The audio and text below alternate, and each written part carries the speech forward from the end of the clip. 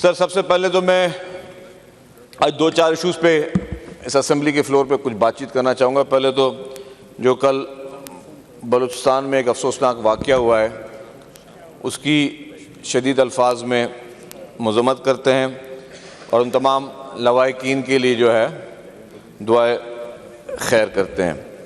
Second, deputy speaker साहब, अल्हम्दुलिल्लाह जो नज़र आ रहा है कि इंशाअल्लाह ताला ईरान और यूएस वाला जो मैटर है वो फाइनली किसी कंक्लूजन पे जा रहा है और उसमें जिस तरीके से इस पूरे खित्ते के लिए ये चैलेंज था, जिस तरीके से हमारे फील्ड मार्शल जनाब आसिम मुनीर साहब ने जिस तरीके से जो रोल प्ले किया है, प्राइम मिनिस्टर साहब ने रोल प्ले किया है, जिसको ना सिर्फ हम पाकिस्तानी लेकिन पूरी दुनिया इस वक्त जो है वो उसको अप्रिशिएट कर रही है कि जिस तरीके से हमारे फील्ड मार्शल साहब उन्होंने आउट ऑफ द वे जाके उस मुसाहलत की कोशिश की, जिससे ये चीज़ नज़र आ रही है कि इंशाअल्लाह ताला अगले चंद दिनों में ये खुशखबरी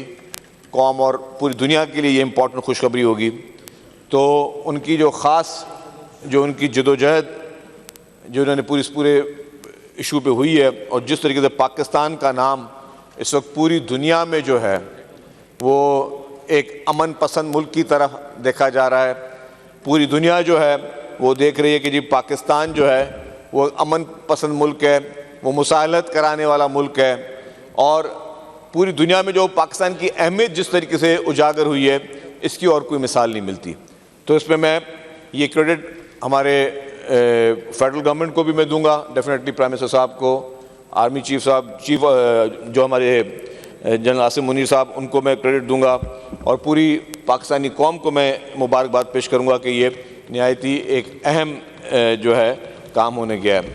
दूसरा सर, रिसेंटली अभी आज ज़रा आप इसको एडजर्न करेंगे आज के इजलास को, ईद का पुरमसरत मौका है। ईद के पुरमसरत मौके पे हमारे आज़मीन हज भी पूरी दुनिया से गए हुए हैं, उन सब के लिए भी हम चाहते हैं कि हम उनके लिए दुआएं करें कि अल्लाह ताला उनका हज कबूल करे और खैर खैरियत से गए, खैर खैरियत से आएँ। और पूरे पाकिस्तानी कौम को मैं उस पर ईद की उस मौके पे दिल की गहराइयों से मुबारकबाद पेश करूँगा और ख़ुसूसी तौर पे इस ईद पे जो पाकिस्तान पीपल्स पार्टी की तरफ से जो तोहफ़ा दिया गया है शाहराह भुट्टो का, जो कि एक state of the art project Pakistan peoples party की सिंध हुकूमत की जानिब से शाहराह भुट्टो को दिया गया है। Sir, state of the art road है। इसी सड़क के बाद मैं आपको बताऊं कि वाकई ये बात कहने की नहीं है, लेकिन वाकई टाइम जो बचता है, जिस दिन इफ्तिताह हुआ सेकंड डे हमारा हैदराबाद में एक इवेंट रखा हुआ था पिंक स्कूटर्स की जो है डिस्ट्रीब्यूशन का। मैं सर मुझे 1 बजे का टाइम रखा हुआ, तो मैंने कहा घर से निकलूँ कि मैं 1 बजे पहुँचूँगा। मेरे साथ पितावी साहब मेरे साथ थे, गाड़ी यही चला रहे थे। हम 12:30 बजे पहुँच गए इवेंट में। 1 बजे टाइम था, हम 12:30 बजे पहुँच गए। मतलब आपको टाइम की सेविंग बता रहा हूँ कि किस तरीके से कम्युनिकेशन आसान हुई। और सिर्फ ये मैं अपने हैदराबाद की नहीं कह रहा हूँ, ये शाहराह भुट्टो के बाद ये पूरे पाकिस्तान के लिए जो लोग भी सफ़र करते हैं, पूरे पाकिस्तान के लिए नहायती इम्पॉर्टेंट प्रोजेक्ट था, जो कि चेयरमैन बिलावल भुट्टो ज़रदारी साहब का विजन था, प्रेसिडेंट आसिफ अली ज़रदारी साहब का विजन था और चीफ मिनिस्टर साहब की खुसूसी हिदायतों पर जिस तरीके से चीफ मिनिस्टर साहब ने इसको मॉनिटर किया, ये बहुत ही इंपॉर्टेंट प्रोजेक्ट था। मैं सबको मुबारकबाद पेश करता हूँ। और ये इस सड़क पर ये नहीं कि कोई पीपल्स पार्टी के लोग चलेंगे इस सड़क पर, जो सिर्फ जो है वो कुछ जाले चलेंगे, सब ने सफ़र करना है। इसमें जो है जितने लोग असेंबली में बैठे हैं पूरी आवाम ने सफ़र करना है। मुझे सर बड़ा अफसोस हुआ कि जैसे ही ये इसका इफ्तिताह शाहराह भुट्टो का हुआ तो हमें चंद जगहों से जो है स्मोक आना शुरू हुई। अब वो स्मोक जो थी वो किस चीज़ की स्मोक थी, कुछ लोगों ने, कुछ पार्टियों ने, कुछ इस तरह की पार्टियों ने भी बयान दिए। फिर उन्होंने भी कहा कि जी ये एक इलाके, मतलब उन्होंने नाम लिया, मैं नाम नहीं लेता, कि जी एक एरिया से दूसरे एरिया के लिए, लेकिन ये पूरे पाकिस्तान के मजे था। कुछ पार्टियों को और भी प्रॉब्लम हुए, उन्होंने तो बस इसके ऊपर भी सियासत करने की कोशिश की, किस तरह हम जो है अपनी भड़ास निकाले, फिर उन्होंने कहा कि जी सूबा अलग करो, ये करो, वो करो। इधर आपके पास क्या क्या चीज़ें अलग हो रही हैं और क्या क्या चीज़ें आपकी बेहतरी के लिए आ रही हैं, और आप फिर जो है फिर इस तरह की जो नफरत अंगेज बातें, फिर तनकीदें शुरू। आपको इन चीज़ों को सबको जॉइंटली सेलिब्रेट करना चाहिए। ये पूरे पाकिस्तान के लिए चीज़ बन रही है, पूरे कराची के लोगों के लिए चीज़ बन रही है। आप सबको मिलके इस तरह की चीज़ों को सेलिब्रेट करना चाहिए, ना कि आप उसमें अपनी जो है फिर सियासत चमकाने की कोशिश करें, फिर जो है आप लीडरशिपों पे बैठ के बात करें और फिर आप इस तरह की बातें करें कि नहीं जी हमें अब सूबा अलग करके दो, इंतजाम यूनिट बना के दो। मतलब ऑल ऑफ सडन ऐसा क्या हुआ था इन 2 दिनों में कि शाहराह भुट्टो के इस इवेंट के बाद ऑल ऑफ सडन ऐसी कौन सी चीज़ किसी को पिंच की कि अचानक जो है बस वो शुरू हो गए जी। तो खैर हम कहते अभी ईद का मौका है, हम दरगुजर करते हैं, हम आपके उन सख्त बयानात को भी दरगुजर करते हैं, हम आपकी उन जो आपकी हमेशा नाकाम सियासत जिस तरह रही है, आपने हमेशा कोशिश की कि आप नफरत अंगेज सियासत करें, आपने हमेशा कोशिश की कि आप लिसानियत की बात करें, हम उसको भी इग्नोर करते हैं कि अभी ईद का मौका हम इस तरह की चीज़ों को एड्रेस नहीं करते। लेकिन ये बताना चाहता हूँ कि अवाम जो है वो ये चीज़ देखते हैं।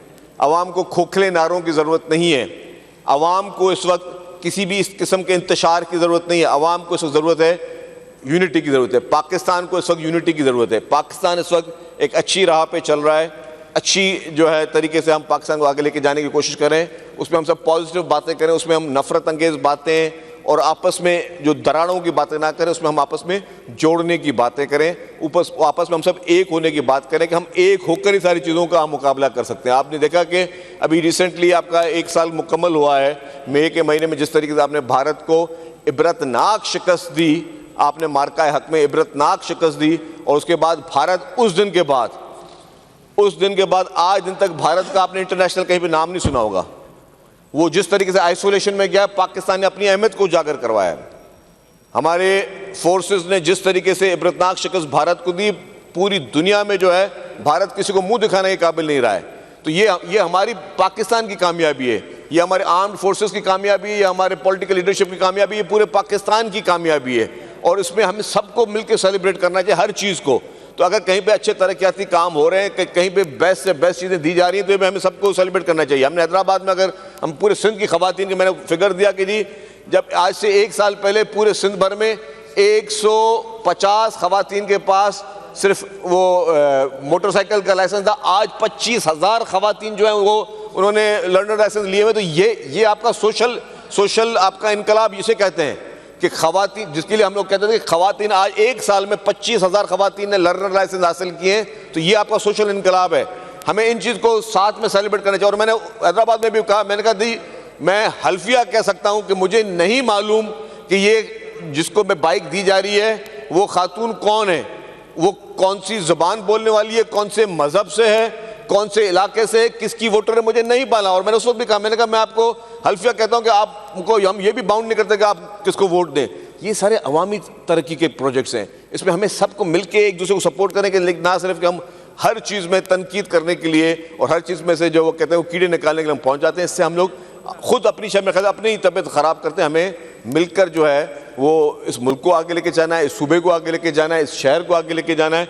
हम सब ने मिलकर ये कोशिश करनी है। तो मेरी ख्वाहिश होगी कि हम सब मिलकर जो है इस ईद पे एक यूनिटी का मुजाहरा करें, और इस ईद पे हम जो है जो एक अफ़ाम व तफ़हीम की बात करें, और उसमें जो नफरत अंगेज़ जो गुफ्तगू जिन पार्टियों की तरफ से होती है वो ना करें। और उन पार्टियों को भी गुजारिश करूँगा जो खामा खाई हर वक्त सिर्फ ये बातें करते रहे। Thank you sir.